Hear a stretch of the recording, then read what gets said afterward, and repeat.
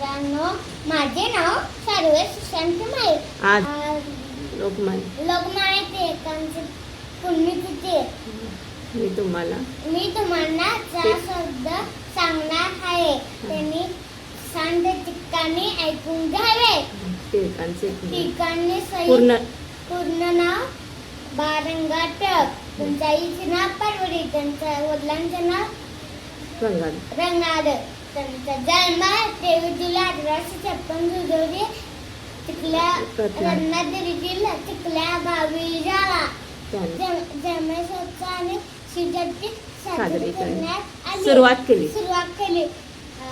16 जमादा हा जन्मोत्सव काय आणि तो मिळवणार असे इंग्रजांना सांगितले. एवढे बोलून मग 4 शब्द संपवतो. जय हिंद, जय महाराष्ट्र. धन्यवाद.